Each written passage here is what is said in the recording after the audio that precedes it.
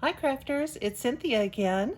I am finally back with a bit of an update here. I guess just to say this up front and out of the way, I realize I have not made a video in, well, I haven't posted a video in more than a year by this point. And, you know, all I can say about that is that depression is a real thing and it will derail you and take away your motivation to do pretty much anything. So, when you're struggling with that, you have to prioritize where you can put the limited energy that you have. And so, of course, I was focusing on family and those types of obligations. Not like it's a chore, but I just mean that, whatever I could muster, I had to give to the family and my loved ones first. And video making was much further down on the priority list. So that's that. So what I decided to do is because in January, I wasn't going to be able to do a video. So I decided to do what people call a mid-year WIP review. And I guess I don't really have as many WIPs as I thought I might have. And I've been starting projects, but also finishing them. So I have started and finished multiple projects, but I'm not going to focus on that in this video. This video is just going to be my current works in progress. And so we're just going to go through them. So this will be a little bit chopped up. I'm going to have to do a lot of editing. But I typically do edit my videos, so that's no big deal. And I also am not really going to be able to do these in true chronological order, but I am going to start with some of my oldest pieces first. So one of the oldest projects that I have going is the Silver Lining Queen of Roses. And this was a series that the Silver Lining has of all these really pretty red roses. And of course I have all the charts because that's what I do, is buy charts. But I have only started this one and it has been in the works for years. And I don't know if this is what I would call the first full coverage piece that I've done. I really can't recall if I think I had already stitched one of the Heaven and Earth patterns. And then I decided to start the Silver Lining Rose. And I guess I didn't realize when I purchased it that it was supposed to be, well, it doesn't have to be done 1/1, but I decided to do it 1/1 because they are so detailed. And I just thought, well, I'm going to stitch it 1/1. And I think it's turning out really, really beautifully. But it really has gotten almost no attention. And I think part of the problem, because these hanging threads are recent. I think it was probably a month ago that I actually brought this out again and was working on it. So this leaf is new. And then I had done a little more filling in of the pink over here. But the chart itself is hard to read. And I mean, there's no other way to say it. It is hard to read. And of course, it's a paper chart. And of course, I've gotten completely spoiled with all of my PDF charts. So going back to a paper chart is tough. And especially something like this, it's because I think, if I'm not mistaken, there might be some back stitching or some, I don't know, probably, now that I think about it, there might be some back stitching, but it's just such a hard chart to read. I think that it's, if I'm remembering correctly, it might be, no, I was going to say it was a handwritten chart, kind of like the Teresa Wentzler's, but I really don't think that's accurate. I just think that it's hard to read. So that's my story, is that it has gotten ignored. And when I tried to pick it up again recently, it was difficult stitching and I just was not enjoying it. So I am not going to abandon this project. I am definitely going to finish it. I just need to maybe work it into a rotation. And then maybe in the meantime, I can figure out a way to make that chart a little more user-friendly. That would probably be a good idea. All right, so that was that. And then here's another one that's years old. It is Greeneyed Magic from Jasmine Beckett-Griffith is the artist. And this is a Heaven and Earth pattern. And I will show you briefly what it looks like. So here's the paper pattern, and that's the image. And yes, the image actually is black and white. And the only thing that's colored are her green eyes. And of course, you can't really tell here.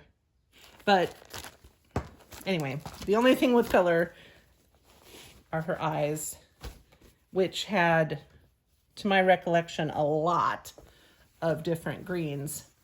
But anyway, and again, please excuse the condition of the pattern. I don't iron until things are done. But anyway, so that is how far I have gotten. So hopefully you can see. I'll try to bring this a little bit closer without making you sick. But you can really see all of those beautiful, beautiful greens that are in her beautiful eyes. And then, you know, just the different grays and dark tones and blacks and everything. So this is really pretty. You can tell by her little necklace or collar here, just how pretty her outfit will be. And actually, I'm looking forward, you know, to stitching her pretty dress. Now, this piece of fabric is actually kind of small, so I had to, you can see how much this string here, wow. I should have practiced talking before I did this. I am so sorry. Anyway, this border stitching is what the actual pattern size should be. And so you can see that I brought it in quite a bit, just to have more of a fabric border.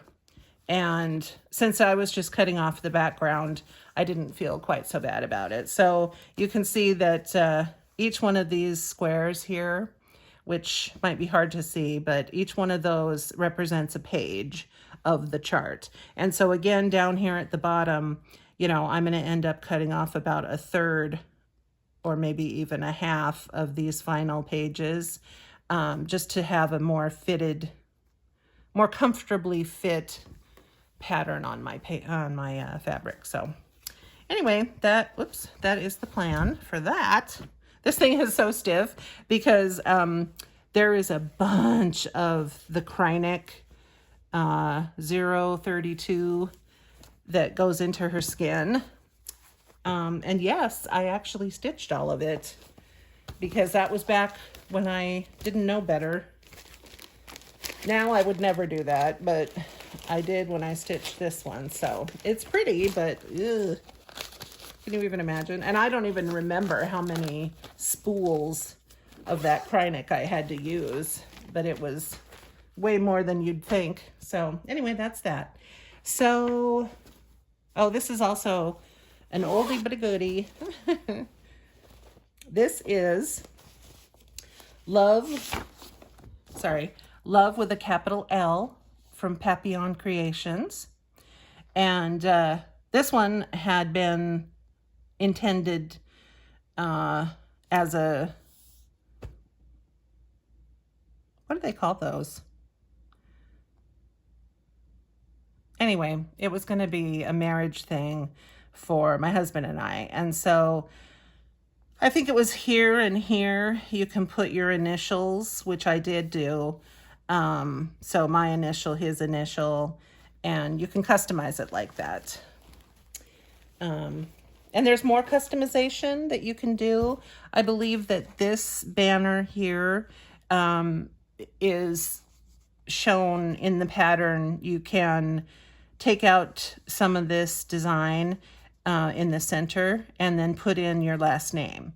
So that was also going to be my plan. Oh my God. So sorry. I'm probably going to do that more than once. But that's why I'm editing. All right. Oh, I have a huge needle minder right in the middle of it. Hold on.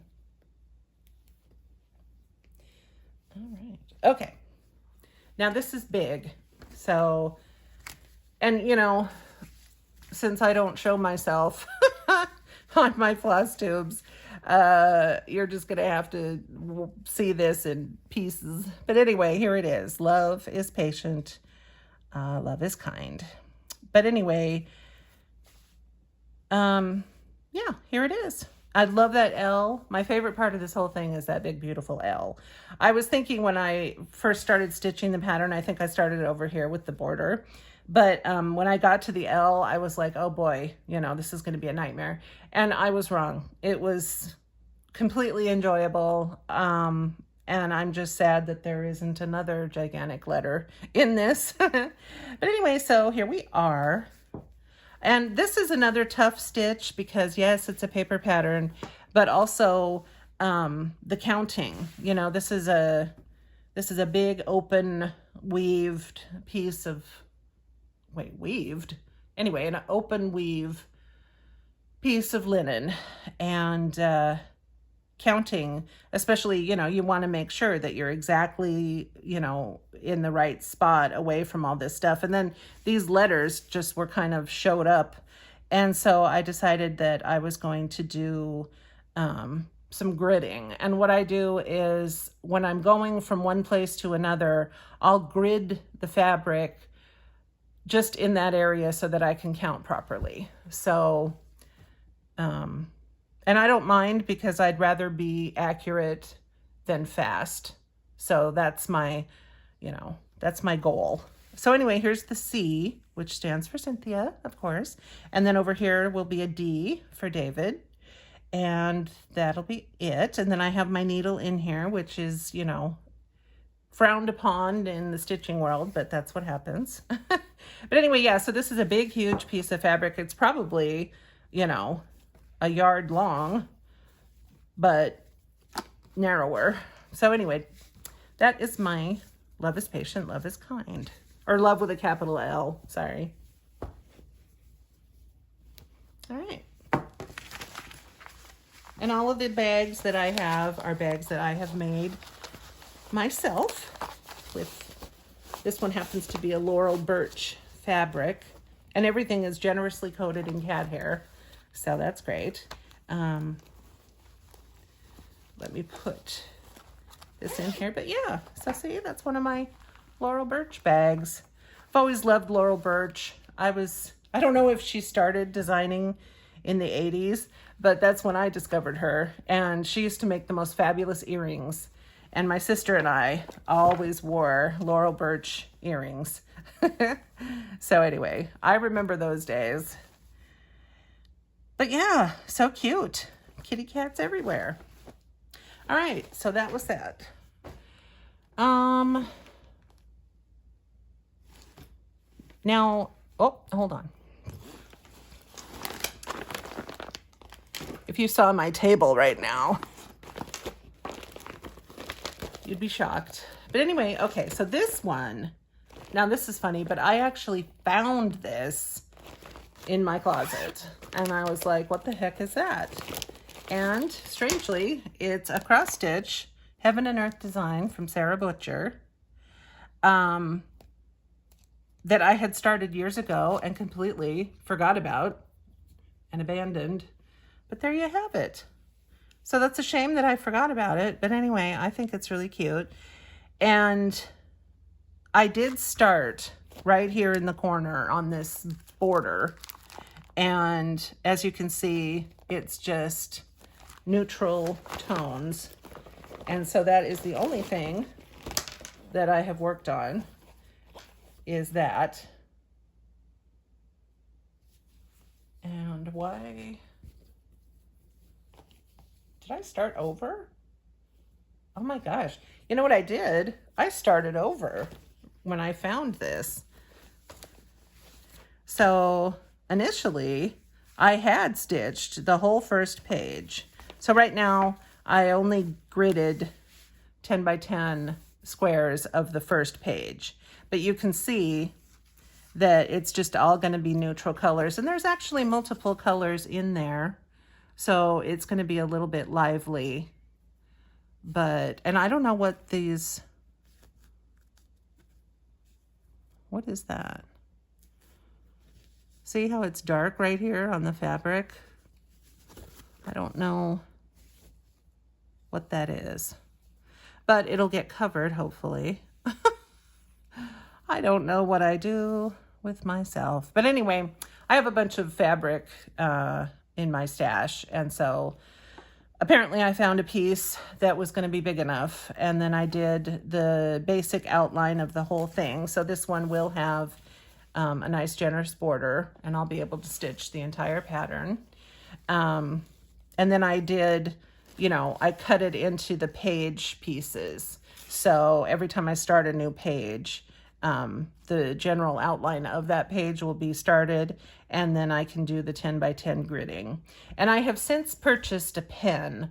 It's a water-soluble pen for marking fabric. And so anyway, it's still nerve-wracking to use it because it's a very bright blue, and it makes me nervous, like, you know, it's not going to come out, but it does. And I might use that pen instead of stitching my grid like I did here. So who knows? So there you go. And then I don't know. See, I have it like this in just a big old bag of floss. So this is going to have to get reorganized to the way that I do it now, for sure. Because now I use floss drops and keep my threads that way. So anyway, I'll have to get that situated, but that is that story. Okay, now this is when we're going to go off the rails, and I'm just going to start showing you stuff that has nothing to do with when they were started. So I think since we're kind of in a full coverage theme, I will move on to my first Gecko Rouge kit.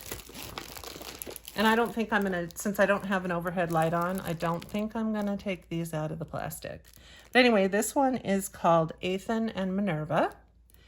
And I did show an unboxing video of when I first bought this, because it was my first Gecko Rouge kit. And they're a really nice company in the UK, if you don't know about them. And the one thing I want to say, if you have never heard of Gecko Rouge in your life, then I'm going to give you just some basic information. And that is, they are located in the United Kingdom. They only sell kits, so you can't go and buy a pattern of this. You have to buy the entire kit. And when you do that, they will send everything that you're going to need. You get to decide the type of fabric that they send you. So if you want to do a full coverage on a 25 count, you choose that. If you want to do it on 18 count Aida, you choose that. So you get to choose the type of fabric that you prefer. And then they will give you a big enough piece of the fabric, a generous piece of that fabric, and they give you the paper chart, and they give you needles and all of the floss that you're going to need. And so that sounds fine, but one thing to remember is that even though, well, I shouldn't say that. Anyway, the floss is numbered through them. So they'll just say, this is floss number 1, floss number 2, floss number 3, 4, 5, and on until it's however many colors that the kit calls for. You are not going to know, and I'm pretty sure they use DMC floss, but you are not going to know the color number of those flosses. They do not provide that information. So I just want you to be aware of that. And then if you're thinking, well, I'm going to get confused. What if I run out of a color? What if I make a big mistake and I want to start over, but I've already used floss, blah, blah. All you have to do is reach out to Gecko Rouge, tell them the kit that you have, tell them the color number according to the kit that you need more of, and they will provide it to you. So don't worry that you don't know the equivalent DMC number. As long as you contact Gecko Rouge, they will guide you through the replacement process. So I'm going to probably edit all that out because no one knows, no one cares. But now this is another one. I love color. I love all color. I love bright colors, pastels, neutrals, black and white. I love everything. So, obviously this pattern is, a lot of earthy tones, I think is the right word. Lots and lots of earthy tones. And I mean, there's like pinks and purples in her hair, and then just little bits of different colors. But generally, overall, it's pretty neutral. So the stitching I've done so far has been all neutrals, but I have been doing the background to get me started. And I hope you can see on camera everything that's been filled in. Pardon my parked threads. But see, very pretty, those swirls in the background. And of course, you're sitting there thinking, Cynthia, I can see those grid lines clearly through that pale thread. And don't worry, because this is one of those fabrics that you soak in very warm water, and those grid lines are going to disappear. So don't worry about that. But anyway, so that's how much I've done. And really, this is a pleasant stitch, even though I'm stitching light colors right now on white fabric. But this is the lightest stuff, these swirls. And since I've done, a fair portion already, it's just going to be this and this bit, and then it's going to get into much richer colors. So I'm looking forward to being done with the really pale stuff. And you can just see that first bit, that first arch that is kind of the top of, it's going to be the top of his head. So anyway, I'm really looking forward to this, or getting more done on it. But that is that WIP. Oh boy. And of course, this is one of those Amazon bags that are so popular. And this baby is stuffed, because I have the whole paper chart in here too, which is, look how thick that is. You can see how many pages and stuff. So that's in there. And then all of the floss. So she's stuffed in here pretty well, but it works. All right. Now this WIP is, not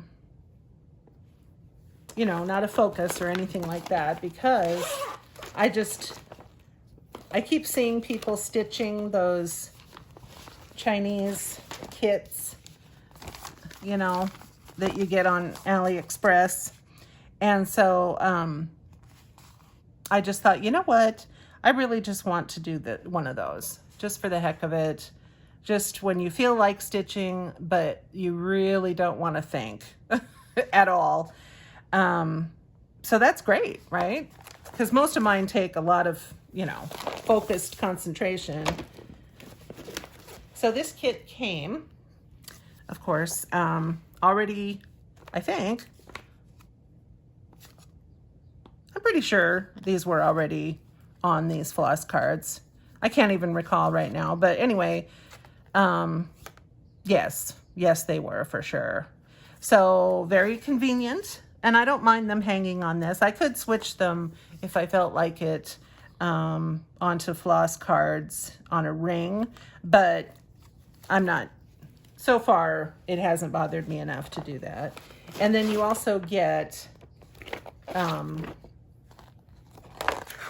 the chart on paper, you know, so if you'd rather, or just for confirmation of the colors, you've got it on paper. And then of course this is a printed canvas, and the coloring on the canvas is wild.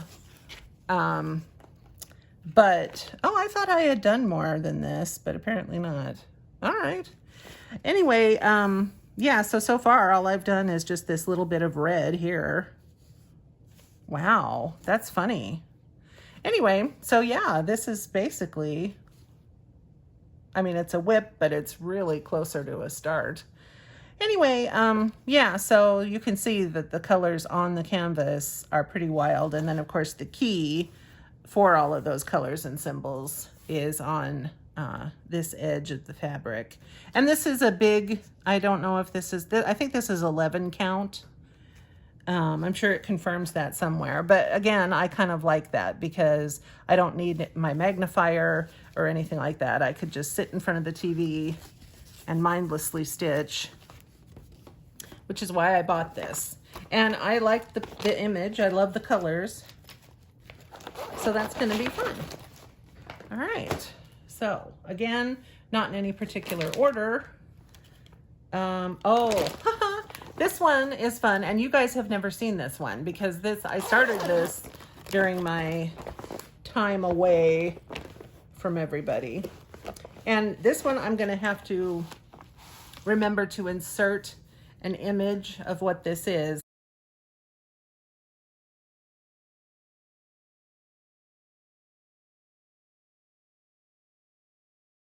But this is a Joan Elliott pattern, and it is a really pretty dollhouse. So I have a nice big piece of fabric because this is, again, you know, a good sized pattern when it's all said and done. And that's just a back stitching thread I have hanging. But anyway, isn't this just the cutest thing? This is obviously the bedroom. So this is where I decided to start. And I just think this is so precious. I built a dollhouse when I was in my 20s. And I remember very clearly, it was $175 for the kit. And back all those years ago, that was a significant purchase. But I had always wanted a dollhouse. And I mean, this was a real, honest to God, heavy duty wooden dollhouse that you built yourself. And I loved that. It took me, you know, a long time to get it up and running. But anyway, it was a labor of love, and I loved that dollhouse. I don't have it anymore, unfortunately, but it was fabulous. So anyway, this was kind of my nod to my dollhouse. And so I really wanted to stitch this beautiful pattern. So again, I will insert an image so that you can see exactly what this is going to look like. And I keep thinking about this. It's been in my drawer, taking a back seat to a lot of other stitching, and I really, really want to get back to this. Look at the threads hanging. This is why getting serged fabric is preferable. But I don't have a serger. I mean, there's other ways I can take care of that, so I really should. But anyway, so that was Joan Elliott's dollhouse. And then this is going to be a Lavender and Lace. I also, oh my gosh, I have a bunch of Lavender and Lace patterns that I probably bought in the 1990s, and I'm not kidding. So either 1990s or early 2000s, I was buying Lavender and Lace charts. So I don't even know how many, at least a dozen of them. And this is the only one that I've started to stitch. Actually, that's a complete lie. It's been so long, I don't even know my own life. But anyway, I did stitch a couple. I stitched the Angel of Spring, I'm pretty sure is what she was called. And then I did stitch a Winter Angel. But I sold those a long time ago on eBay. I went through this horrible thing where I was selling all of my finishes on eBay. That was so dumb. I mean, I got good money for them, but oh, I would do anything to get those back. But anyway, c'est la vie. So here, oh my gosh, I hit the camera again. I'll be doing that repeatedly. So here she is. Get that out of the way. But look, isn't that so sweet? Obviously I have done no back stitching, and there will be beads added. But again, I'm waiting until the end to do that. But yeah, so I think she's so sweet. And I had this piece of Ada for a long time in my stash. And I was always like, well, someday I'll find the perfect thing to stitch on it. And I really like this lady stitched on that fabric. So of course, like most Lavender and Laces, she's going to have voluminous skirts. And, you know, there's flowers on her skirt and beads and all of that good stuff. So, yeah. And then this will just, I think this rose is pretty much done. I mean, maybe more leaf, but it's going to have some back stitching, which will be the stem. So that'll kind of anchor that. But yeah, I just think this is so sweet. And I'm looking forward to getting back to her as well.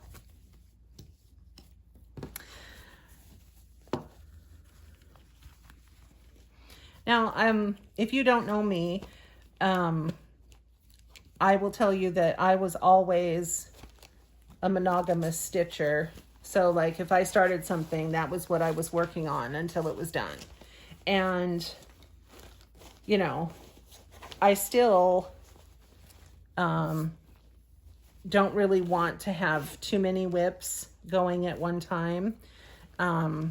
Because I have now discovered that if a WIP sits around too long, I lose interest in it. And then it's really going to be a challenge to finish because you don't even care about it, right? So that's one of the things I want to do is when I have WIPs, I want to make sure that I'm working on them while I am still interested, because otherwise, you know, what's the point, right? So that is one thing I need to pay attention to. So I think I'm just going to quick show this one. I also do not have a printed picture to show you, so I will have to insert one.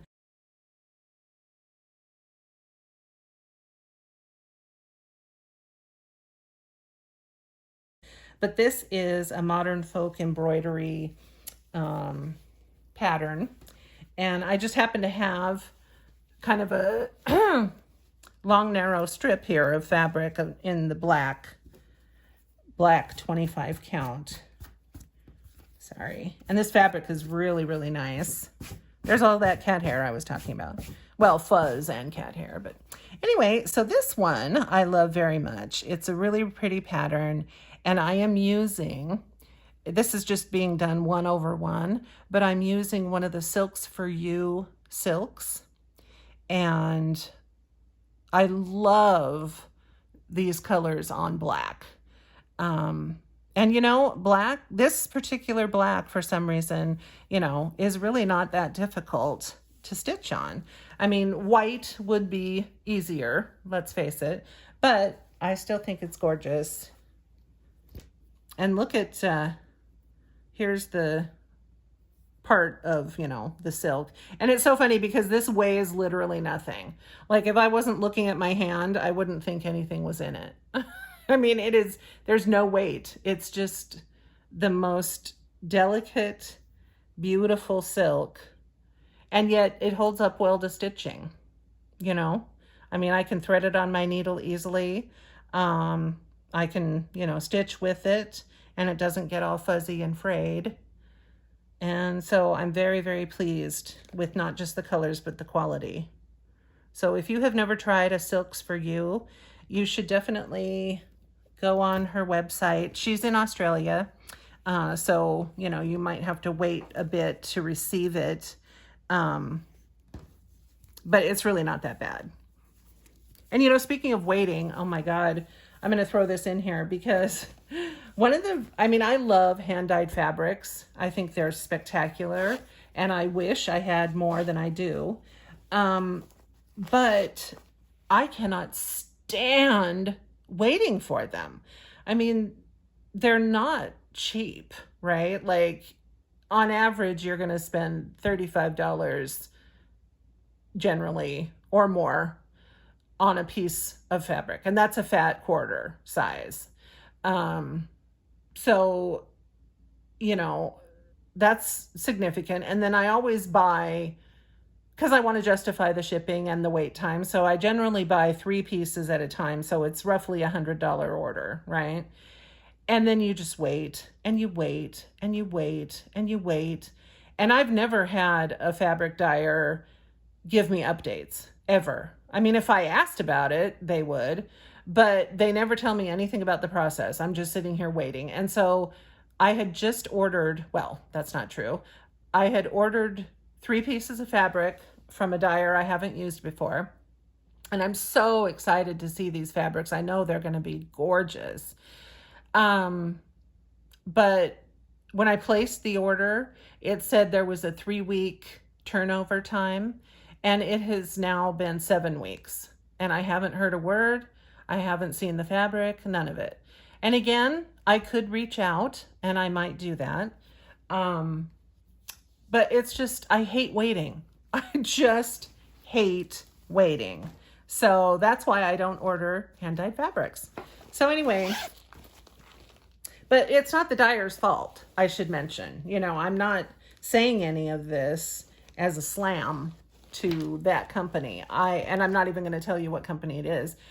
But just for myself, I don't like to wait. So there you go. All right, here is Honora Corbett, Fairy Roses. Now this one, I've had this chart for a very long time, and then decided finally to stitch it.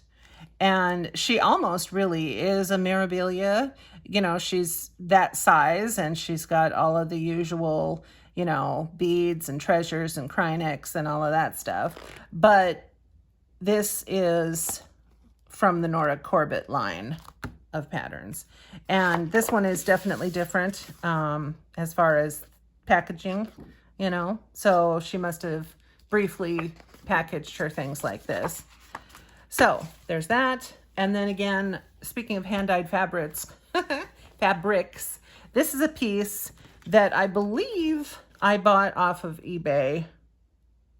I might be wrong, because this is a sugar maple fabric, which back in the day used to be my ultimate. And I bought a lot of sugar maple from Canada because I love it so much. And I loved the owner of the shop. She was a fabulous lady. But anyway, so this piece of fabric, again, I just kind of had it in the wings waiting for the perfect chart.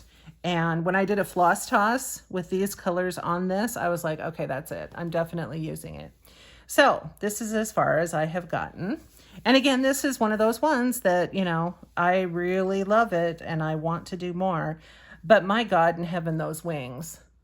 I mean, that is a lot of stitching in each one of those wings. And they go all the way, look at this, they go all the way beyond her feet, you know. So, I mean, there's a lot of intense stitching.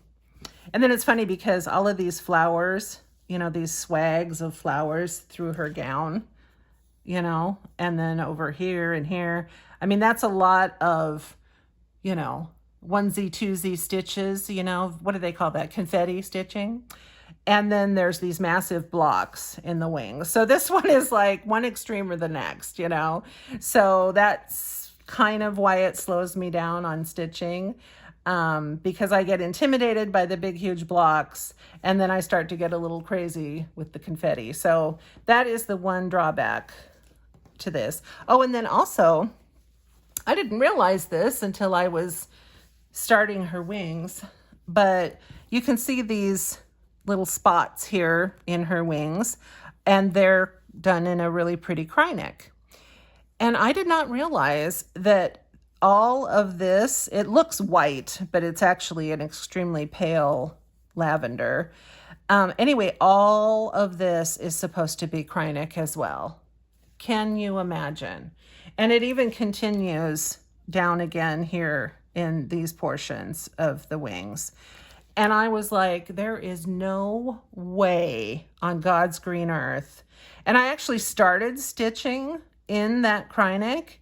And when I realized what was happening, I was like, oh no, that's going to be a nightmare. So I pulled out the pieces of cry neck I'd already done. And then I found this very pale lavender in the DMC color line and replaced it. Because I was like, I will throw this thing into the street before I do that much cry neck. So in order to save my sanity and this project, I switched to DMC, and I'm much, much happier. And trust me, she doesn't need that much bling, right? By the time the treasures and the beads and everything goes in, you're never going to miss that this isn't a cry neck. So anyway, but that is that project. Very pretty. I enjoyed a lot. And again, it's in one of my bags. And this one is cute because I had a bunch of grosgrain ribbon here from actually my scrapbooking stuff. But it was the perfect shade of blue. It's a My Favorite Things brand ribbon. I don't think they carry their ribbon anymore, if I'm not mistaken. But anyway, so I just grabbed a piece and stitched it in, and it's perfect. Okay, now things are going to start to get a little wonky. Oh my God, this is my Bella Filipina Tala deity. And we'll show you. Here she is, Tala, deity of the stars, or deity, depending on how you like to pronounce it. But anyway, this is my first Bella Filipina chart that I've ever purchased, and I bought her as a kit from ELG Crafts, but I had a little bit of confusion with the fabric. I ended up with a piece of plain navy blue, and I really didn't like it, you know. And then also it was an Aida, and I, again, in my foolishness, decided that I wanted to do 1/1 skin.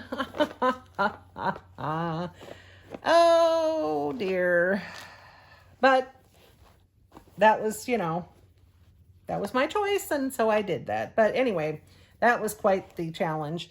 So I decided to skip the Aida, and I switched to a piece of Picture This Plus Mirage is what it's called, and it's this beautiful, beautiful, beautiful mottled gray. It's really kind of gray leaning towards purple, you know, but it's just lovely. So it's like my favorite. I bought 3 pieces of it, and I'm stitching various things with it, but it's just because it's so gorgeous.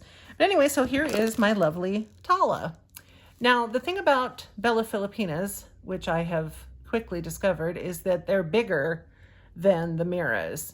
So I have stitched many, many, many Mirabilia ladies and fairies over the years, and Bella Filipinas are larger, which actually is fine and nice, and it's going to be a seriously impressive piece when it's done. But, you know, this piece of fabric, it's just a fat quarter, and so the borders, at least on the top and bottom, are going to be pretty skimpy. but there'll be enough space, you know, because over her, she's got like this big arch of crystals and beads and Greeneyed and floss and just, you know, very elaborate kind of, what do you even want to call that? Not really a halo, but just, you know, this beautiful arch that goes over her. And of course, you know, there's a big crystal here and there's crystals here and there's beads, beads, beads, beads, beads, beads, beads. And so, I mean, this thing, you have to leave a lot of openings as you're stitching. You can see here all these little openings and they go up into her wings and everything. And all of that is going to be beaded. And of course, I'm dying to add beads, but since I don't use bars, you know, I always use hoops or Q-snaps. I can't do the beading until basically the end. So like I said, that's a challenge, but I'm restraining myself. And then I did go ahead and backstitch her face because I didn't like having her, you know, with no face. But yeah, so you can see where I did the 1/1 skin, and you know, I didn't sweat it. I just kind of instinctively went with it, and I think it turned out beautifully. But yeah, it was time consuming is what I'll say. Plus this is 28 count instead of 25. So 1/1 is particularly tiny, but there you go. So anyway, she is beautiful. I recently got quite a bit done. I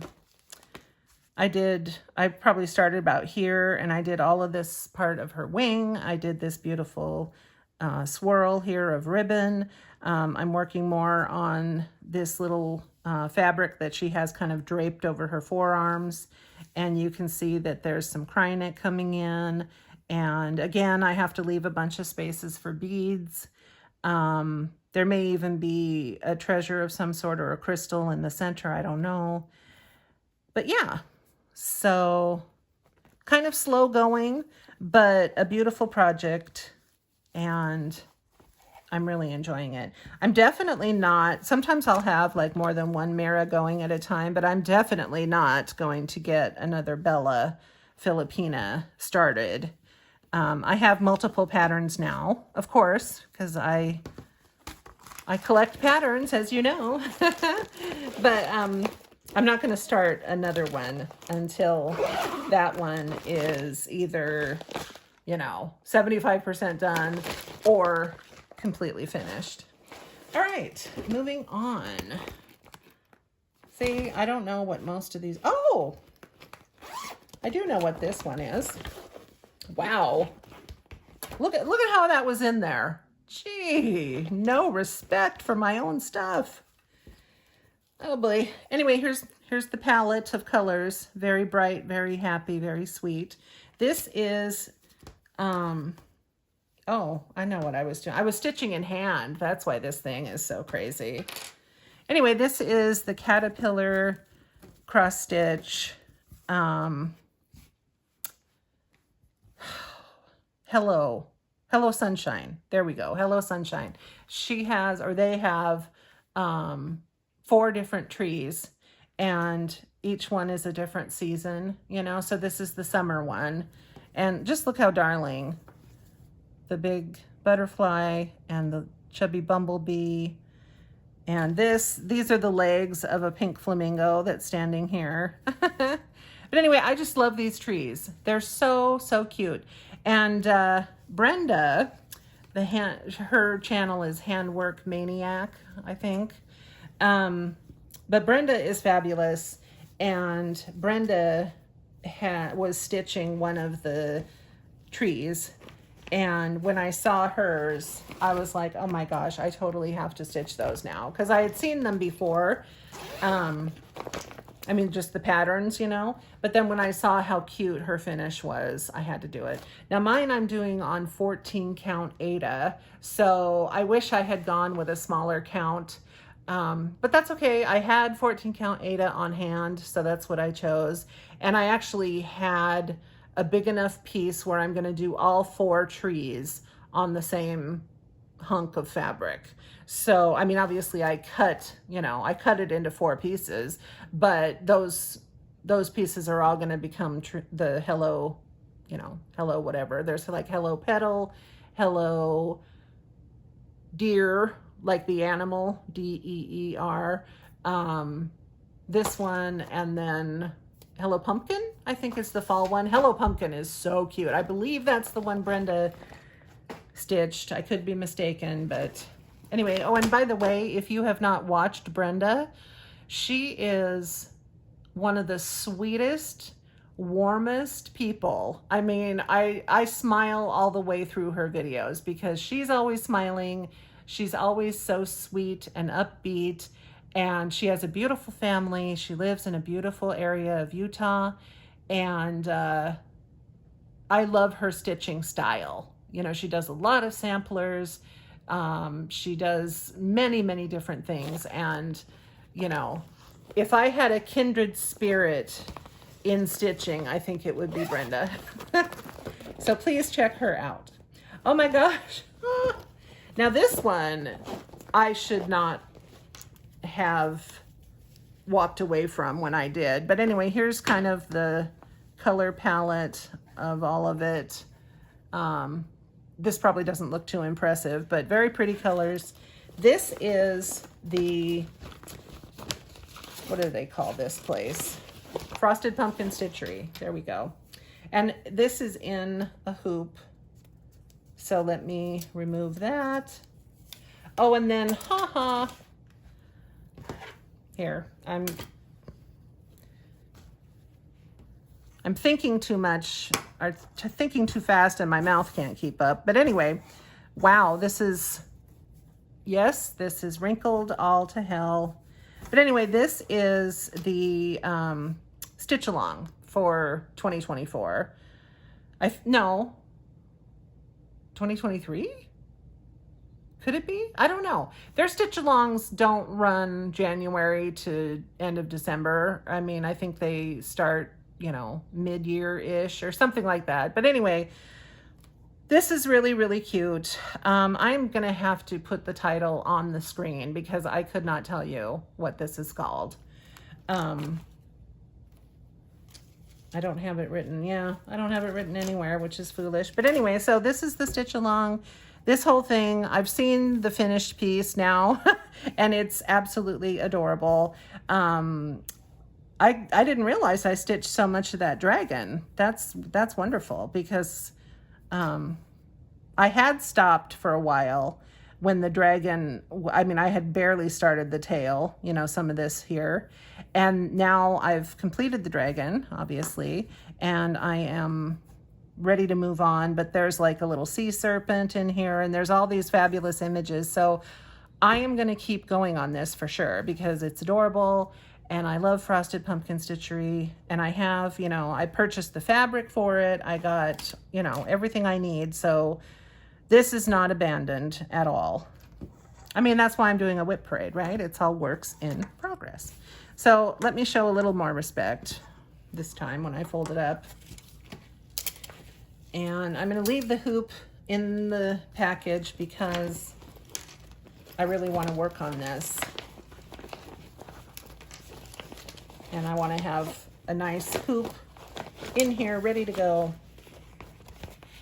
Most of my hoops are larger than that, so it's kind of nice to have a small one. So what else? My God, I have so much more. This is shocking. Okay, I'm going to show you a favorite. This is actually one of my most recent starts. Now, this is from the Carol Manning company, Carol Manning Designs, and this is the Shooting Star Collection Sunset. And I love the colors. Because remember what I said earlier when I showed you my Aan and Manura that I like all those neutrals and natural colors and stuff? Well, clearly, I also love red. Red is actually, my favorite color, really. But yeah, this one had just all these wonderful, wonderful, rich tones, and I just fell in love completely. But So what I had done is I purchased the pattern, I bought all the floss for it, and I just had it set aside in a box. And it sat in that box for, you know, over a year, I'm going to guess. And I said, no, I'm taking it. Oh, and you know why? Because Brenda, my favorite lady, is stitching the beachcomber pattern.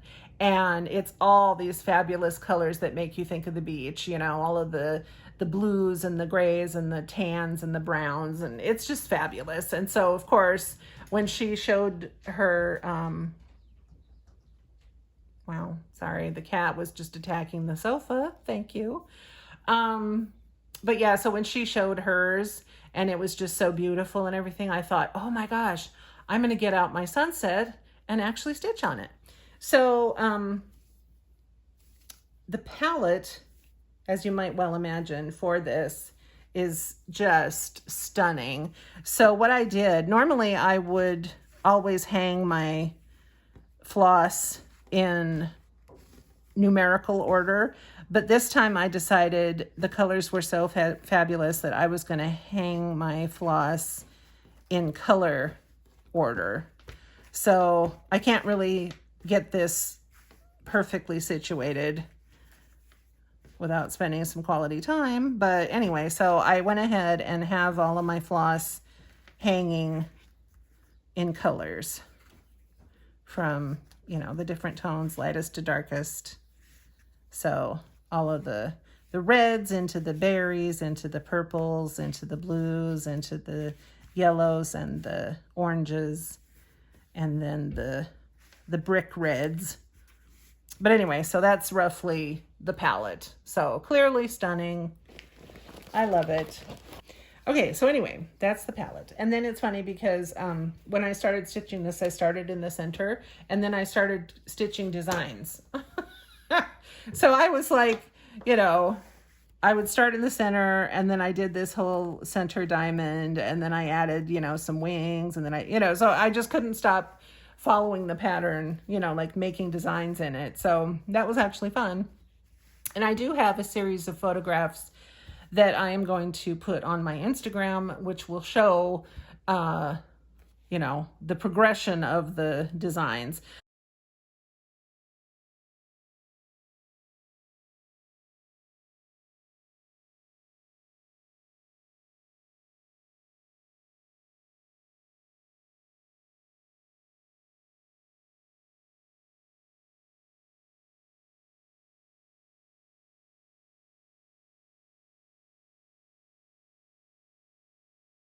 But now I'm reaching a point on the pattern where it's going to be a little harder. So I might kind of finish this final, you know, edge around, because I started up here and then have that center point. So I'll probably do the same points and then fill in this row. And then I'm going to have to go off script because, again, it's a paper chart. And so, you know, it's getting a little unwieldy to go from page to page to page to page as I, you know. So anyway, to make it a little easier and to make sure I don't make mistakes, I'm going to have to start just, you know, stitching up to the corner here, to the edge of the pattern, and, you know, doing the usual stuff. But it's beautiful. The colors are fabulous. This is going to be stunning when it's done. And I'm already planning or thinking about the next one I'm going to do. So I was thinking it would be really fun to find like a one that's green, you know, and I can't remember now. I did see on a website that was selling her charts. She has, see, another one from the Shooting Star collection, and she has this whole line of charts that are all based on gemstones. And so, like, I think watermelon tourmaline, that's all pinks and greens. That one was really tempting. And then there was a turquoise one. And yeah, so there's lots of options out there. Obviously, turquoise is mostly blue, not green, but you know, I'll have to try to find something that I want to do next. All right, so, oh, this is funny because last year, well, no, the year before, I had started a Halloween chart in October. And that was my Moons Out, Brooms Out from Autumn Lane Stitch. What is it? Yeah, Autumn Lane Stitchery. And so then the following October, I was supposed to start this one, which is the Lunar Witch. So obviously this was supposed to be my 2023 start.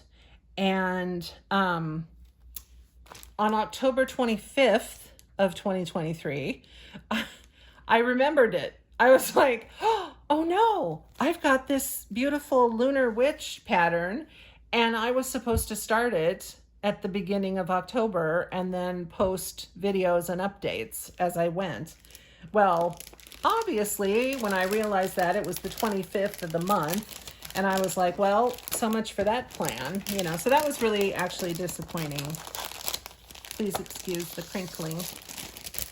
But yeah, I was pretty disappointed with myself because I had planned that and then failed to make it happen. So that was a bummer. But, oh, wow. This really is brand new, isn't it? I don't even have my floss ring. Look, I just have the floss on it. But anyway, I have a beautiful piece of Picture This Plus, and I need to look up because I can't, this is oaken. Actually, I left the thing on it, right? Let's see. 8th. Or no, this is earthen. Oh my God. I bought a piece of earthen and I bought a piece of oaken because I wasn't sure which tone would work best. And it was definitely this one, which is earthen, but a really, really beautiful color. It's an obvious, you know, earthy brown situation, but there's a lot of warmth in it. There's really a rosy quality to this as well. So, and the other one was definitely more brown, but I really liked the rosy elements of this. So clearly I've only gotten a basic start. I probably started right here on her hat and went up and then started going into the tree. And here I have a thread dangling. And I don't know, am I doing this? Wait a minute, what count is this? I don't even know what the heck I'm doing over here. Oh, it's a 36 count. Well, that's weird. So 36 count. I did not know I bought this size. Probably because I could fit it on a smaller piece of the fabric because, you know, I'm weird when it comes to money. I penny pinch in the strangest ways. So apparently, instead of buying a full fat half, or not fat half, but a fat quarter, I decided, 12 by 17. And I guess that doing a 36 count, 12 by 17 would fit the chart. So whatever. But that's okay. It's going to be adorable. And the other reason the other reason that I wanted a real pretty fabric is because you can't tell, I don't know if you can, but there's a lot of fabric that's going to show through. Do you know what I'm trying to say? Like if I did this on white, it would just be very stark behind all of these, you know, colors and trees and details, right? So I would not recommend that you use white if you're going to do something like this. You don't have to go dark, but try to find, you know, either a grayish tone, maybe a lighter gray, whatever, you know. And I don't know if they say, oh, look, haha, she suggests earthen by Picture This Plus. And you know what? It's actually perfect. So I went with the linen, which, you know, you always get richer pigment when you dye linen. So she had suggested a Lugana, which again is beautiful. And clearly that's what she used in the background here. But Lugana will dye lighter overall. So if that's what you want, then I would go ahead and do the Lugana. But I decided on doing a linen. And it looks lovely. But anyway, that one's, oh my God, that one's going to be so pretty. And because I kind of was disappointed with myself, I only stitched on it for those few days at the end of October, and then I put it away and haven't looked at it again. So at this point, I might save it for this coming October and then make it the focus piece for the month. That might be the plan, but who knows? Oh, this one. This one is going to be amazing. So, Mirabilia again. My dear, dear Mirabilia. I saw these patterns released, and I am a huge fan of anything French and anything from the, what would that be, the 18th century? Yes, meaning the 1700s, you know. But anyway, so obviously this is modeled after that era, the Marie Antoinette days. And this one in particular is called The Baker's Wife by Nora Corbett. And it says it's set 1 of 2 because this girl has kind of a companion piece. It's actually the same lady. I didn't realize until I read the little paragraph that Nora writes about her charts. But this is the baker's wife. And so in this image, this is just her, right? And then the second chart is something, oh gosh, I can't think of the name of it. I'll have to put it on the screen again. But it's like the same lady, but now she's dressed up for a masquerade ball. And so anyway, I'm going to stitch both of them, but this is the one that I started with. And I bought, look at this fabric. Let's just take a moment and look at the fabric. This is a piece of, oh, look at that. There's the label. How terribly convenient. It's Picture This Plus Monet. And this is a Lugana. Can you imagine what the linen would have looked like? But anyway, this is Lugana. It is so soft. I mean, I just can't even tell you how gently draped this is, and just it feels amazing. And look at the colors. Oh my gosh, I love this fabric so much. And it is pretty bold, but you know what? Life is short. Stitch bold. That's what I say. Now this gorgeous, gorgeous girl is coming along, obviously, very, very nicely. But look at how pretty. Obviously, I have not done any back stitching yet, and that's fine. And again, you can see all the openings where, because I mean, she is heavily beaded, which, you know, it's a Mirabilia, right? We're all used to that. But I love this so, so much. And there's some Greeneyed here in the background of this fabric of her dress, and it was not bad. It was really not bad. I kept my lengths short. I usually take about an 8-inch long cut of my Greeneyed, and that way it doesn't tangle and knot. So that is a trick. If you've never worked with Greeneyed or you have trouble with Greeneyed, just keep your lengths short. You're going to be threading your needle more often, but trust me, it's a lot more user-friendly. So anyway, there's just the Greeneyed here. There's a little Greeneyed in the cupcake that's in her hand, and then possibly a little more Greeneyed somewhere else, but then that's it. And then this is a beautiful Karen Water Lily's hand-dyed silk floss that goes in the border, and then these, you know, these little draped pieces that go through the background. That's all that. So it's real pretty. It's pretty neutral, but you know, just like browns and grays, but it's very pretty. And of course I counted wrong, because why wouldn't I? So this is all correct now. This piece over here, I still have to pick it out and restitch it because it's all like one stitch up. And so, yeah, I was just off one stitch, but you know how that goes. So anyway, I'm going to have to pull this out and then I'll pick up here and then restitch. So that's all good. But yeah, so beautiful colors, beautiful girl, beautiful stuff.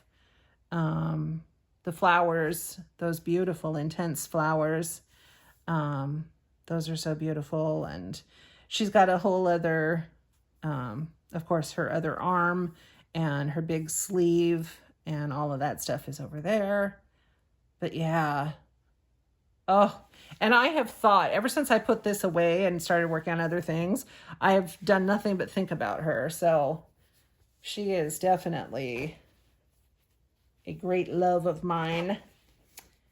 And I am eager to get more done. So when I start doing regular floss tubes again, you're going to see some progress on her. Oh my God. Why did I think I didn't have that many when I clearly do? Oh no, this one. You know what? I'm going to save that one. I don't even want to talk about it, to be honest with you. So let's move on to the goblin tree. Now, I hope I have. Is she? Oh, good. She's in here. Anyway, this is a heaven and earth design. And it's, do I have the picture? Yes. It's Linda Ravenscroft Goblin Tree. Now, I'm not sure why, but what year is this? Does it say? Yeah, 2005. Okay.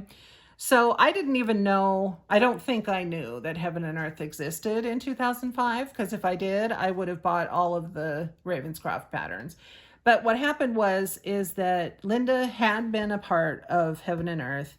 Then, for whatever reason, she left, and one of the people, or one of the customers, had purchased some Linda Ravenscroft patterns when they were available. And she was never going to stitch them, and so I bought them from her.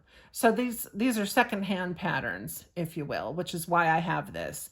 And this one is a particular favorite image, and it always has been, of mine. So I was happy to purchase it from this woman, and that's how I got it. So then Linda came back, like within the past, 5 years or less, I don't know. She came back to Heaven and Earth. And so again, she had released a series of patterns. And I, of course, had a wish list. I don't know how many I bought. Because, of course, these are all, you don't casually buy a Heaven and Earth design pattern because it's going to take so long to stitch, right? So, especially at Linda Ravenscroft, I was like, oh gosh. So I just had this mental wish list going. Well, then all of a sudden, Linda's gone again. She left Heaven and Earth for a second time. And I'm like, Linda, don't, why would you?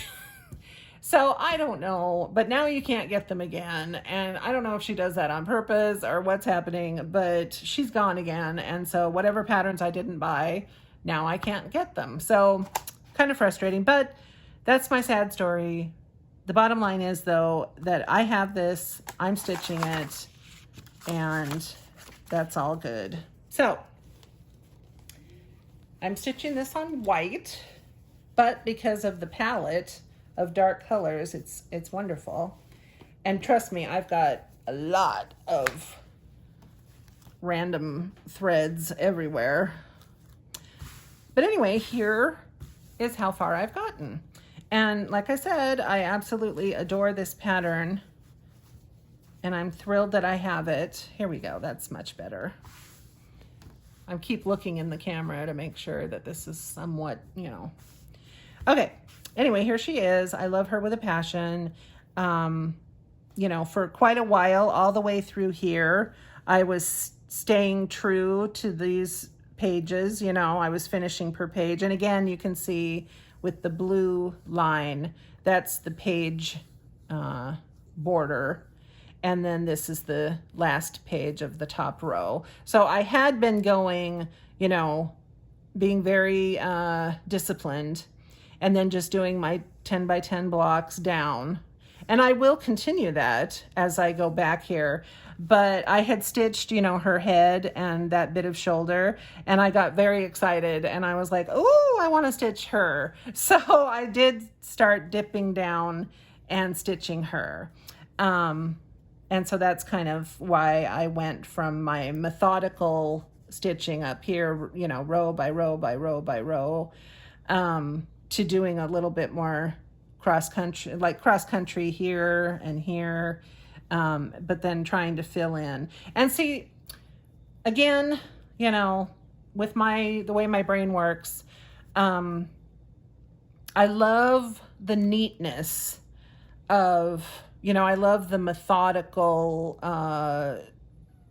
stitching of doing, you know, just moving to the right and going down in the rows. And it's very satisfying because I don't like this. I do not like the chaos of all of these little bits and bobs and little openings and that makes me agitated. So, but, you know, I wanted to move on and stitch her. So I've been kind of trying, like, you know, there's no, like, wow, wait a minute. As I stitched her, I wasn't doing necessarily these rows, but I was definitely kind of filling in as I went, you know, so that it didn't look like this. Because my brain is happier when it's filled in and I don't have to go back and just grab one tiny stitch, you know, or one tiny stitch. So anyway, just to kind of give you an idea of what the struggle that I have when I do full coverage. That's why I like the methodical thing, because then I don't worry about it. But yeah, so I'm always kind of switching back and forth and, you know, whatever. So that's my story. But regardless, she is beautiful. I love her. I'm looking forward to stitching more. I'm looking forward to getting into the tree because, of course, the goblin tree. Let me go back and show you again. But look at his face. Just, I love his face and all of those colors. And it's going to be so fun to stitch all of that and really see him come to life. And I even like the background. That's another thing about Heaven and Earth is that, you know, for me, I don't want a bunch of background, especially if it's boring background, right?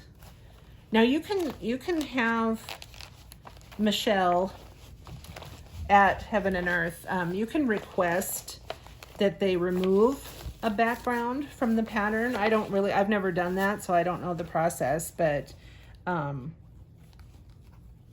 think if you work with her, you can have her remove a background for you on a chart. But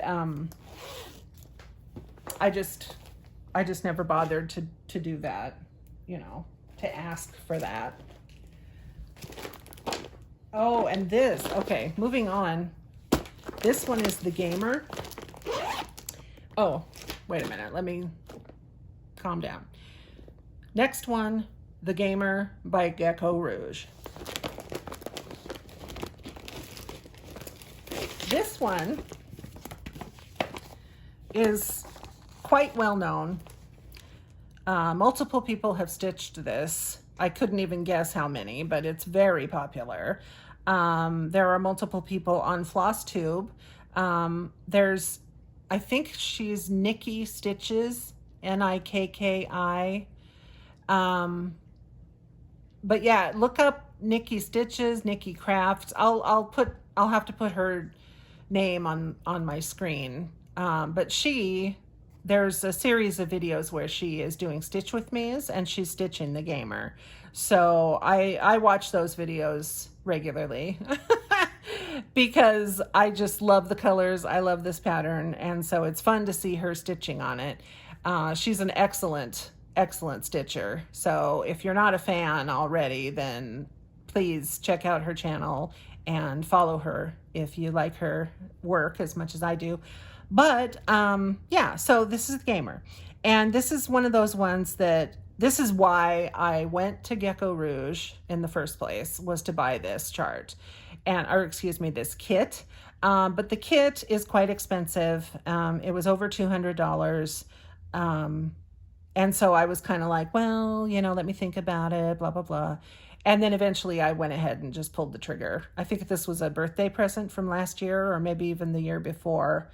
But yeah, I'm a June baby, by the way. So that means this month is my birthday month. Yay.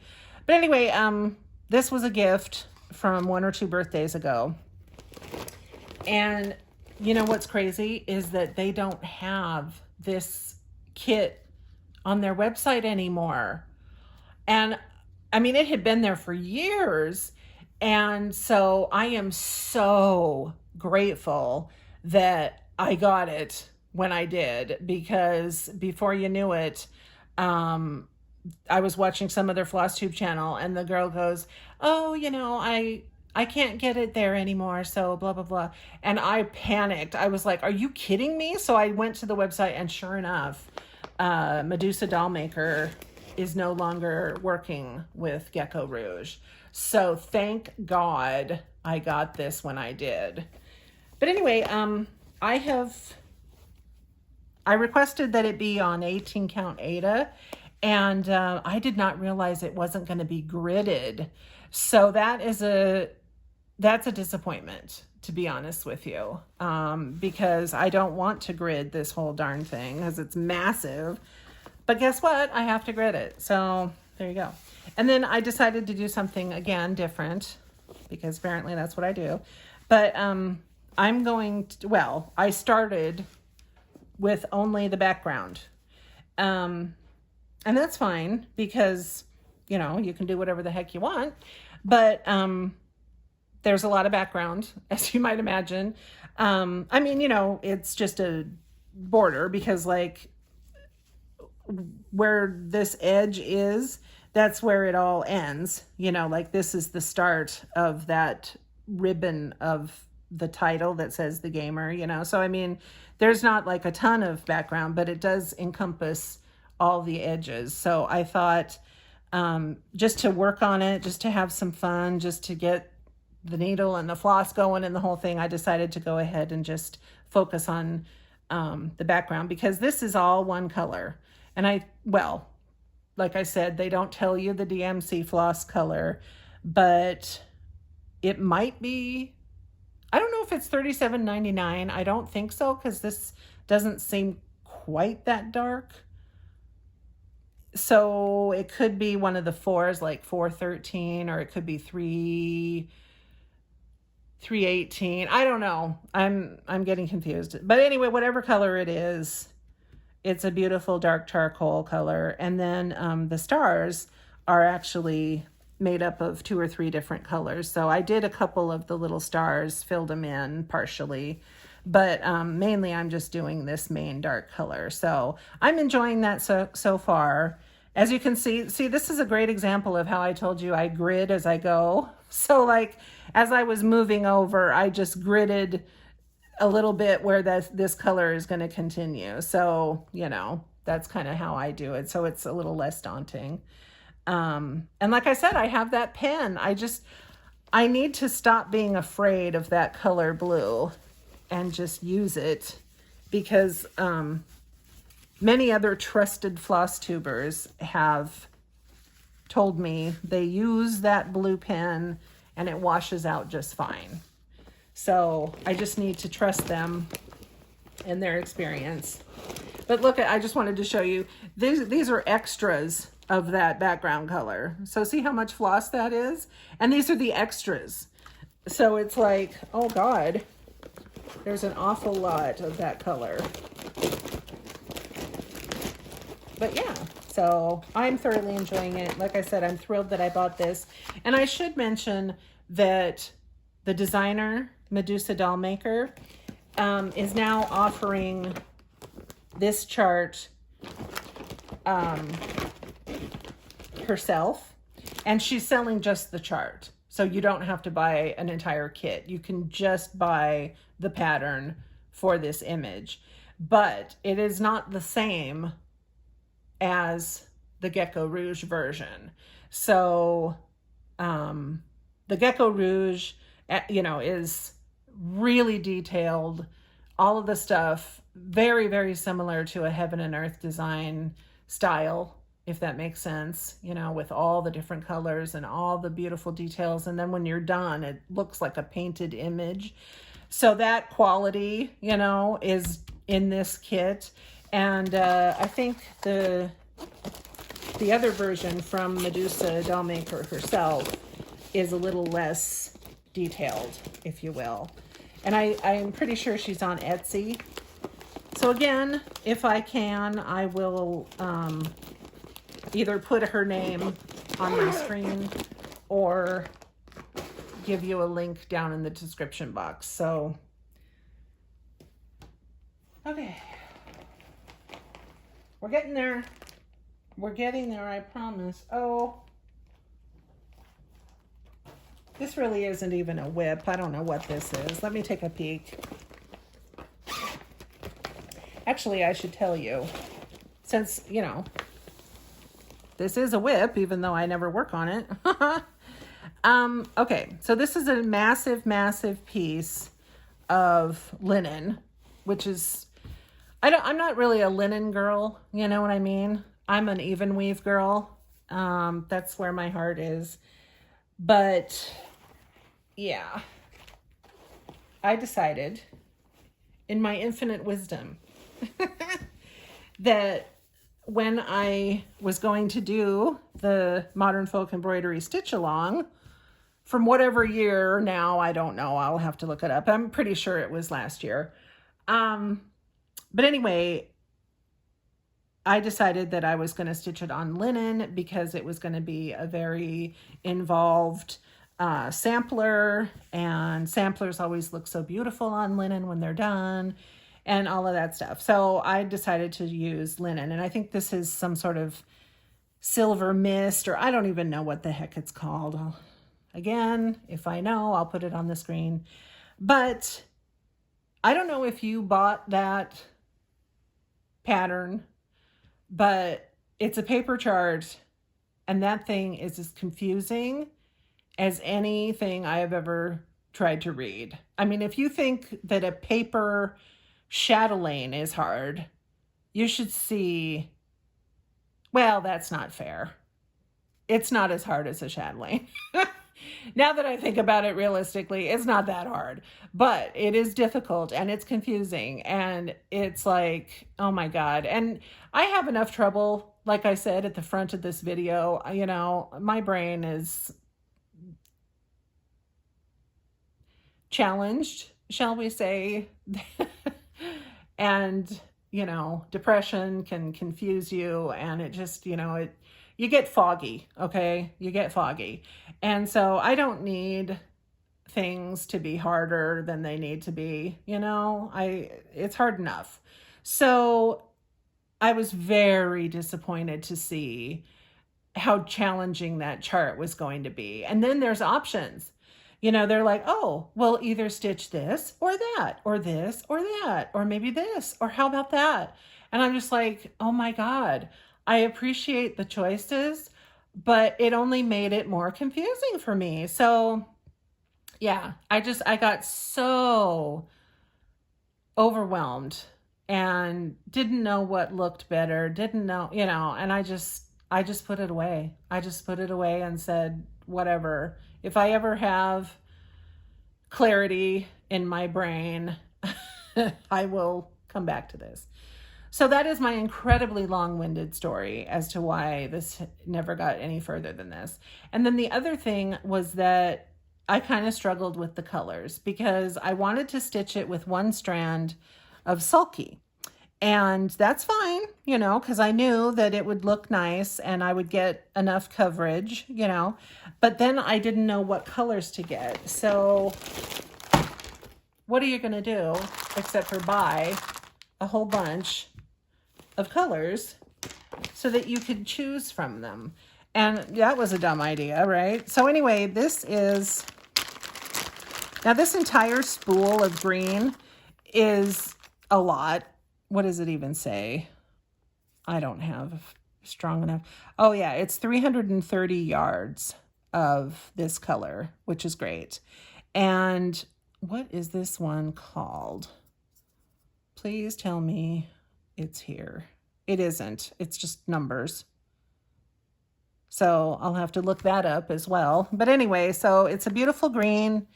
Obviously, it is variegated, which is what I wanted.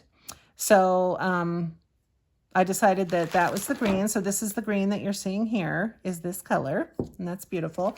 And then I decided just to use black as the other color. And that's fine. Of course, it's completely covered in fuzz. But regardless, that's fine. I like that, right? And it looks nice on the gray. Well, as an option, before I saw the fabric, I had gotten this pretty, again, variegated gray, very silvery blue gray, which is gorgeous, but it totally disappears on this fabric. So I knew immediately that that wasn't going to work. And then this one, because I love golden oranges and all of that stuff, I got this variegated, which is really, really pretty. But again, it's very warm, and against that cool gray fabric, it just kind of didn't really work. And then I don't know what I was going to use as an accent. I kind of thought of those two colors together if I had done a warm version. And then I had navy blue and this pretty peach to choose from. So like, you know, the gray with the navy, or, you know, whatever combination you felt like doing. So I had all these little options, and trust me, I will use this floss somewhere else. None of this is going to waste because I can use these for other samplers. So I'm happy I have those. But anyway, so this was the color combination I came up with on this fabric. And again, the only reason it stalled out was because of my confusion with the pattern. So one of these days, I'm gonna, you know, get myself squared away on how I want to do the pattern, figure out the best way to approach it, and then go from there. But officially, it's a WIP, so it's in this video. Are you still with me? Have you left and vowed to never return? Oh boy, I wouldn't blame you. But I hope you stay. I hope you're still with me. All right, I have to just quickly see what the heck this is. Oh, this is all of the, oh boy. Oh yes. All right, here's another story time. So, chatelaine. A long time ago, I mean a long time ago, like early 2000s, I bought a bunch of paper chart chatelaines. And, you know, I might have 10 or 12 of them. I mean, it's, you know, it's a fair number. And I just thought, oh, these are gorgeous and I'll stitch them. Well, yeah, I obviously had no clue what I was talking about. So whatever, I still have those paper charts and they will forever remain quietly tucked away in a box. But, so I ended up, you know, wanting to do one of them, which was the water garden mandala. And so I bought the PDF version of it, thank God, and then was able to stitch it, and I finished it, and that's all in a whole other video. So great, right? Well, then I decided, hey, if you finish a chatelaine, what else are you going to do except for start another one, right? Because that makes sense. So then I also decided, again, remember me saying earlier that I pinch pennies in the strangest ways? Yeah, so I decided, again, because I'm so smart, I decided that I was going to go ahead and kit it up myself, my next one. Bad idea.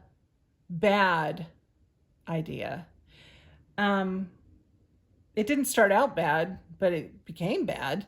So when okay, I decided that the next one I was going to do was the Venetian mandala, or I don't know what it's even called. I'll have to look that up as well.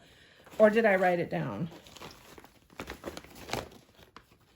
I don't know why I think I write things down, because I never do.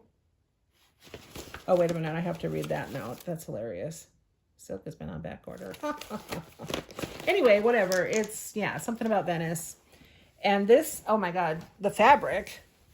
I bought an entire yard, by the way, of this linen. Or this isn't linen, thank God. No, it isn't. Woo. Anyway, I bought a full yard of it so that I could get a big enough piece to do this damn thing. And, oh, look at that cute needle minder.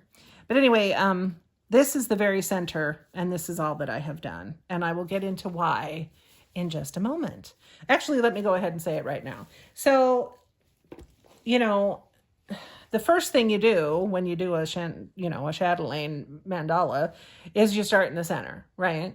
And that's fine, right? I thought it was fine. So I stitched, and of course, naturally, this thing is going to be, you know, like any other chatelaine, it's going to have crystals, and it's going to have it's going to have, you know, well, crystals and then beads and all of this stuff that goes in at the end. So, you know, lots of openings that will all be filled in.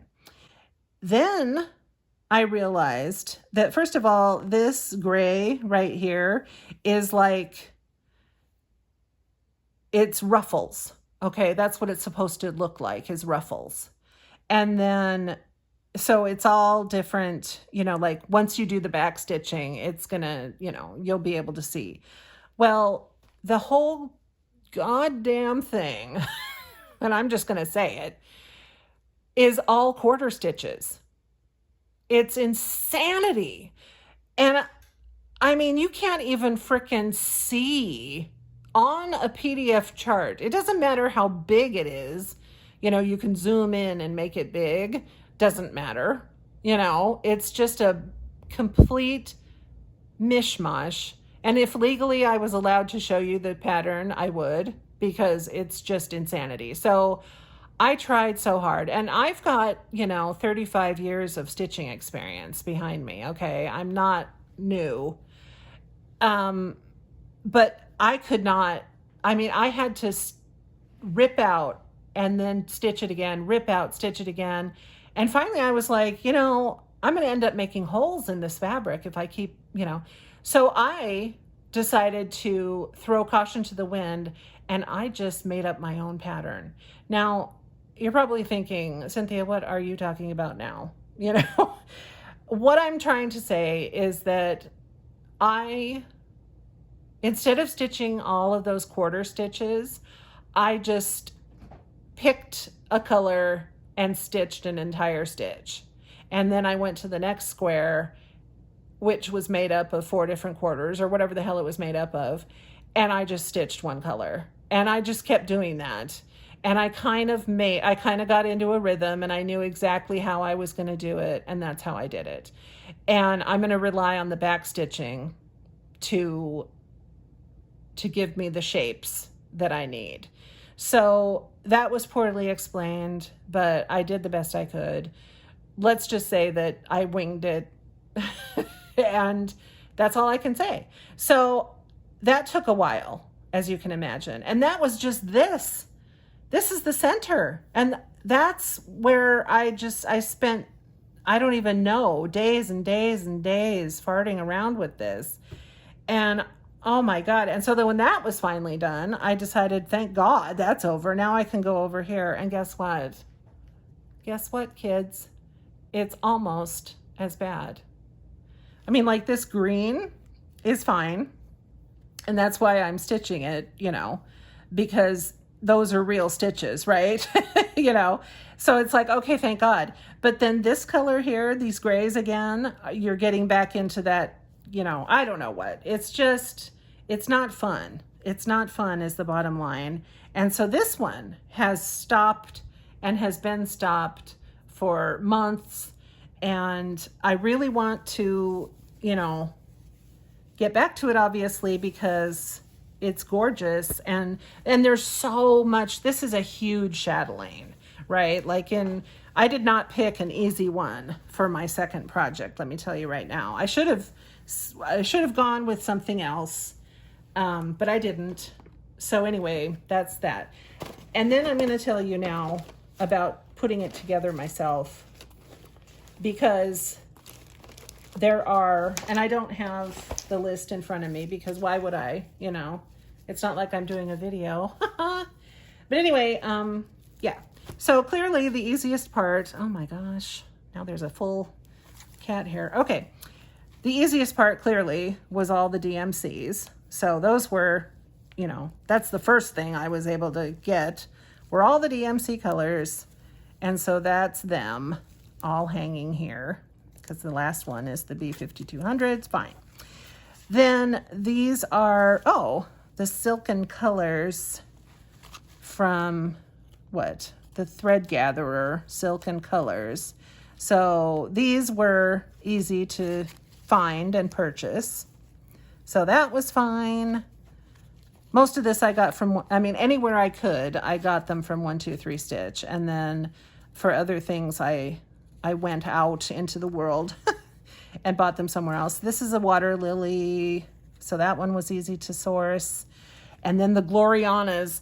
Now, you don't need me to tell you that the Glorianas, it probably took me, I mean, it was over, for sure, it was more than a year that I had to wait. I had ordered them and, of course, paid for them. And then that was it. I mean, there was just nothing. But it's notoriously hard to get the Glorianas. And so I knew that going in, and I just didn't worry about it. And I have to say, I'm going to pat myself on the back and say that I was the most awesome customer, because I can't remember which company. I'll put it on the screen, right?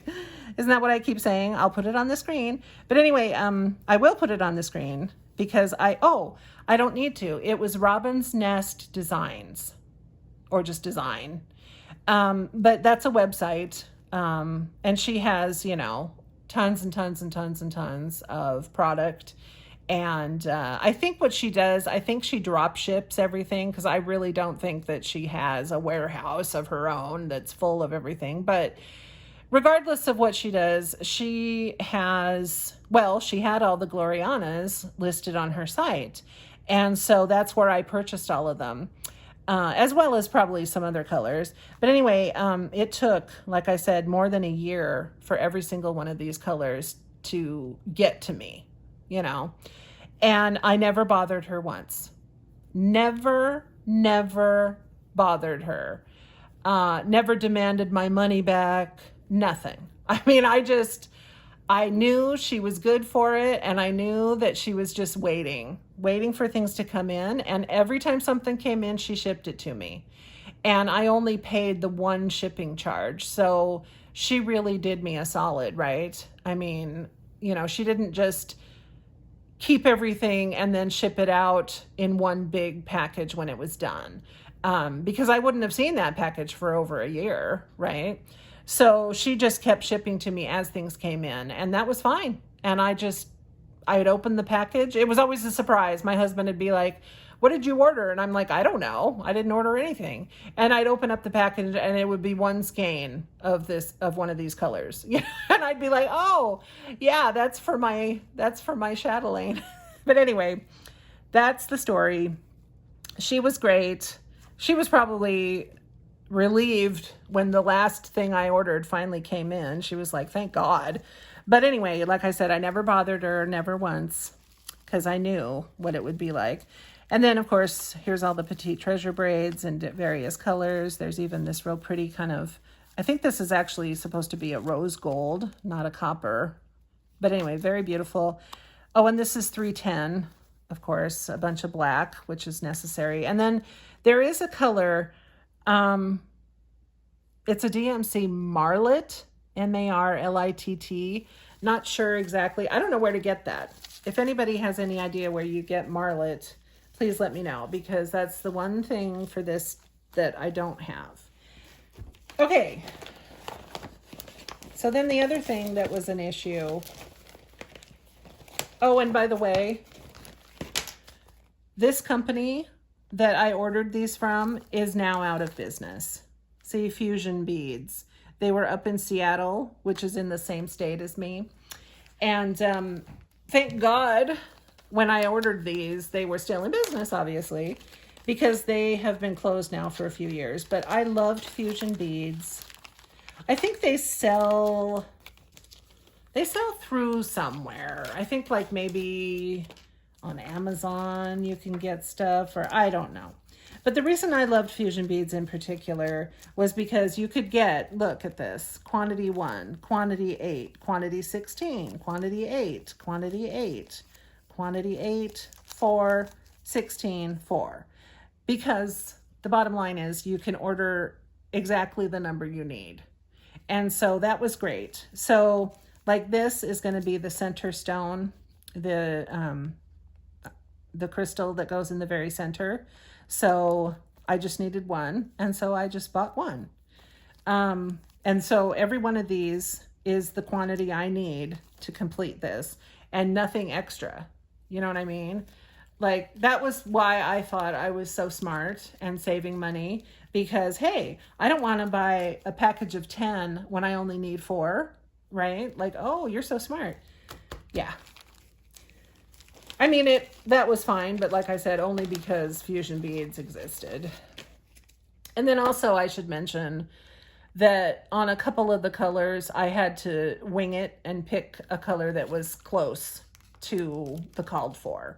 So every so often I had to do that. And then the other thing here with the seed beads is, look, I bought 1 gram of this particular seed bead. And you know I'm sitting here praying to the gods above us that that's going to be enough. But anyway, so I bought all of the seed beads, but only certain amounts. Like I knew I needed a bunch of the gold, and these were actually expensive because they're actually gold plated. That's real gold covering those beads. But anyway, I bought, more when I knew I needed more. But like I said, let's just hope and pray there's enough of them. But we'll worry about that when we start beading, won't we? But yeah, so the bottom line is, don't try to kit up a chatelaine by yourself, okay? Save yourself the trouble. You think you're saving money. Maybe I saved $1 here or $1 there. Totally not worth it. Absolutely not worth it. Just buy the kit from European Cross Stitch Company or whatever the heck it's called.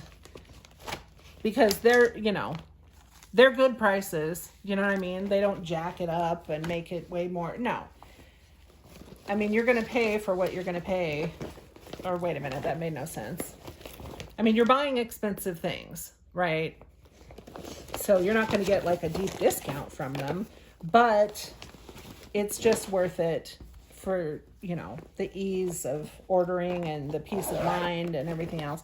I did notice when I went to European Cross Stitch the last time I looked, that when you order a kit, it specifies that there's no Gloriana silks in the kit, meaning you're on your own as far as finding them or replacing them with something else because they're so hard to get.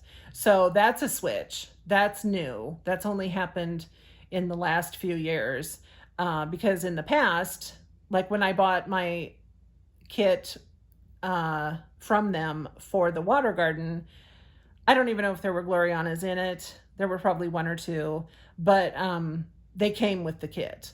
Now you don't get Glorianas in your kits. And if the chart calls for it, you have to find something else. So just so you know.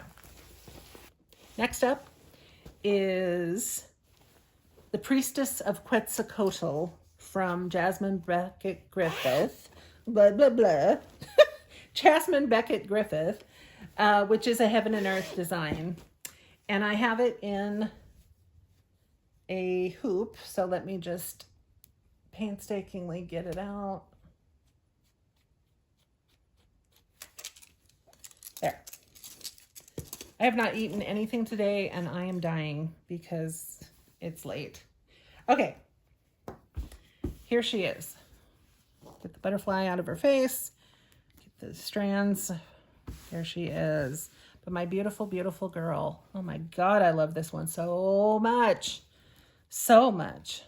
Anyway, I have recently done many thousands of stitches. Last time you saw this, somewhere in a previous video, I had pretty much just done like this page of the background, you know. So I filled in all the way over to the top of her head, right above the part in her hair. So that's how far I've filled in. And then I filled in a bunch more of this beautiful set of feathers that are in her hair. And I even did some more black down here in her hair, and then starting to go down onto her chest a little bit.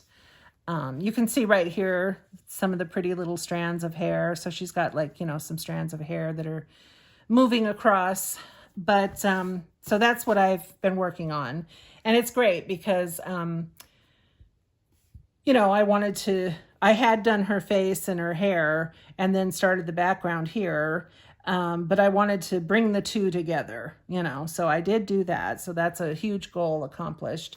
And then this is part of the snake here. That's all the scale looking greens. That's what that is.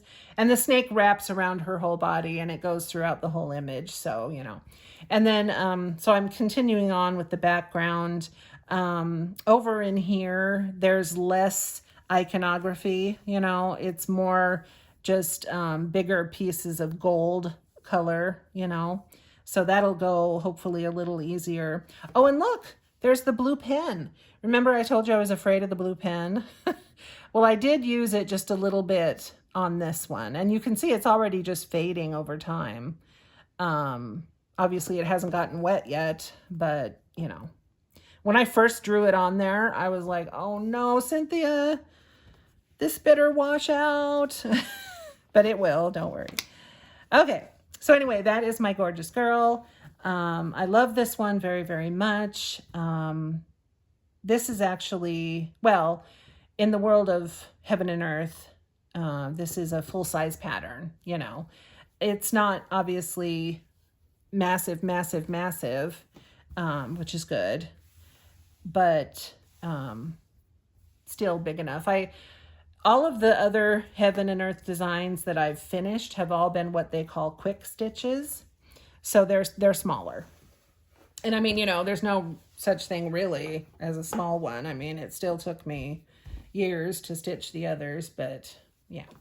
So anyway, that is my beautiful girl. Love her so much. Love working on her. I'm still working on her, and that's great. And then I will show you. I'm just going to do this faster.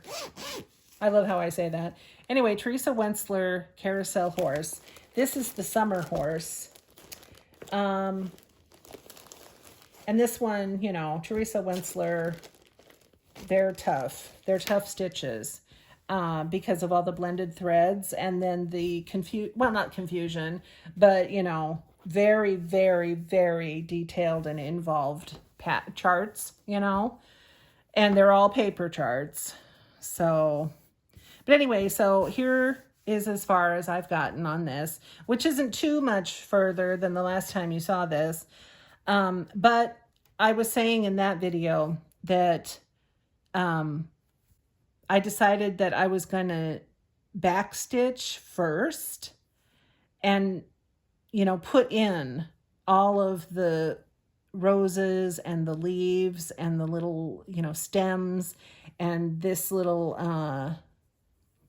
all these little scallops and stuff in what, you know, this is fabric, if you will. There's a little, you know, fabric border, you know, what I'm trying to say, gathered fabric, you know. So anyway, I did all of the back stitching first, and then I'm going to go back and I'm filling in with the colors of the crosses, you know, the cross stitching.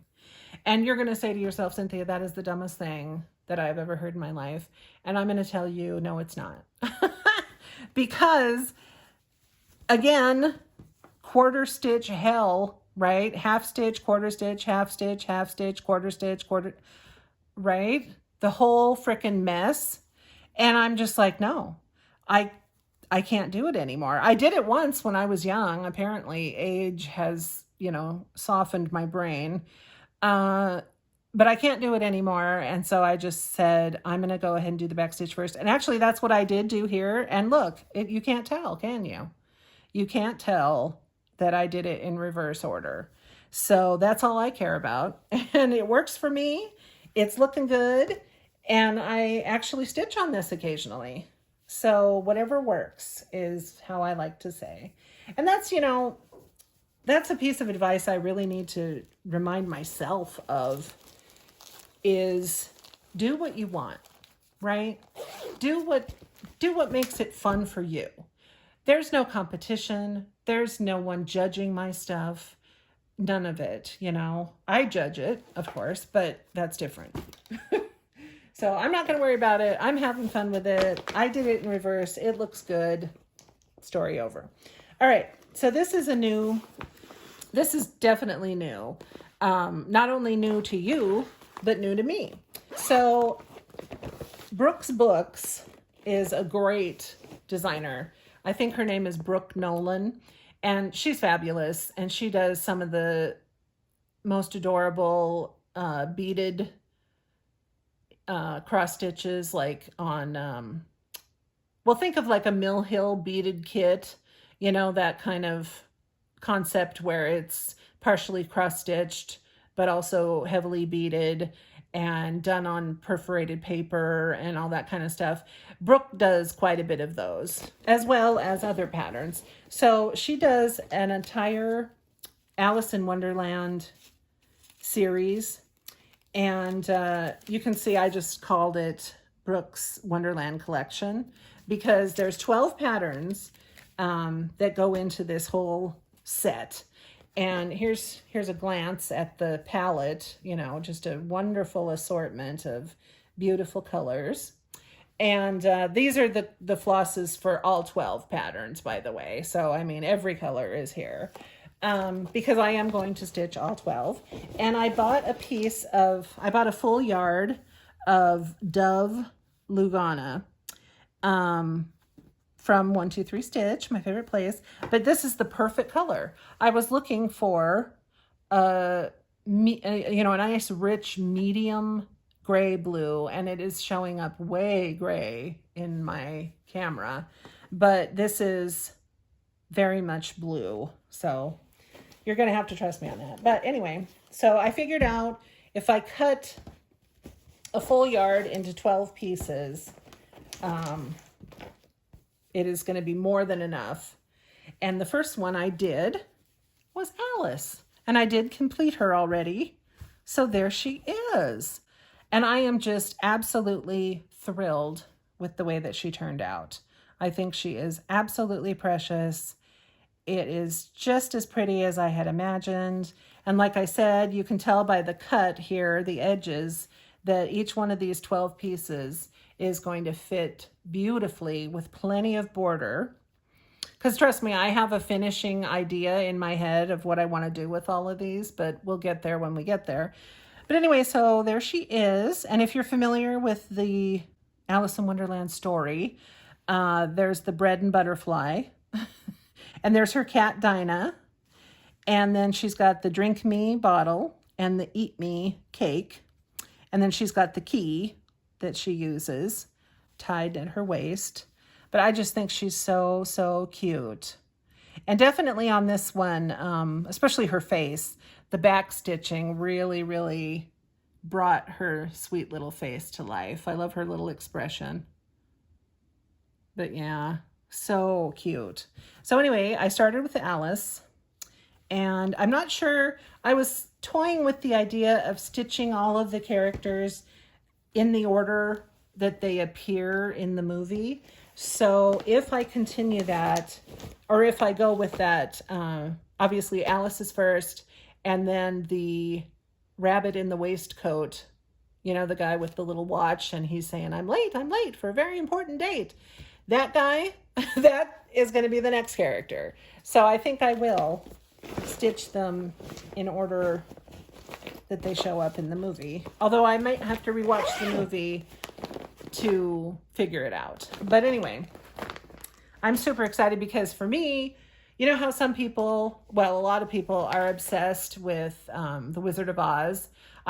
Throughout my life, I've known plenty of people where that was like their very favorite childhood movie of all time. Well, for me, it was, I mean, I like Wizard of Oz and everything, but Alice in Wonderland is my little personal favorite of all time. So this one is another Heaven and Earth design. It's Vintage Beauty, and I'm definitely going to have to look up the name of the designer because I couldn't tell you. And this is an AI art thing, and I know that there's a big fat controversy about AI art and how, you know, it's unfair to real artists and blah, blah, blah. And I have no opinion on that. I don't want to go there. All I know is that when I was looking through patterns and I found this, I really liked it. So that's all I know, and that's all I'm going with. So this thing is massive. So I really bit off, I don't want to say more than I can chew, but yeah, this one's going to take a long, long, long time. And so I don't know. I don't think this is a full yard of 25 count, but it's darn close. Anyway, I specifically bought, because now that I'm spoiled from my Gecko Rouge pattern or kit that I got the pre-gridded fabric, I was like, oh yes, I want to do pre-gridded fabric from now on. So at least when I do Heaven and Earth. So anyway, this is what this is. And I've started out doing just one color. Actually, that's not true. This is mostly one color. And then I did fill in with a little bit of black on some of these little openings, you know, that you see kind of peppered all over. But yeah, so this is I'm still on page 1 of the pattern. But yeah, I just really wanted to get started. And so that is actually, I think, I don't know. Obviously, I have it written down in my pattern keeper, so I'll have to put it on the screen again. But it might be a couple thousand stitches already. So anyway, got a nice little start there. And this is just going to get put into the little rotation. So whenever I feel like it, I'll bring it out and stitch it, which is how I work it. And you know what, kids? That's it. That's it. I think I've reached the end. If I have any other WIPs in progress that I'm forgetting about, I'll have to maybe show it in the end of year WIP. Although by the end of year, you know I'm going to have new starts between now and then. So anyway, oh my God, that was it. Thank you, thank you, thank you. If you made it through this video, God bless you. Okay. I apologize for the completely disjointed way that I handled this. You know, I tried. I knew this was going to be a big task, so I did my best. Again, I'm going to go back and edit quite a bit. So hopefully if I start rambling too hard, I can cut myself off, which, you know, I need to do more often probably.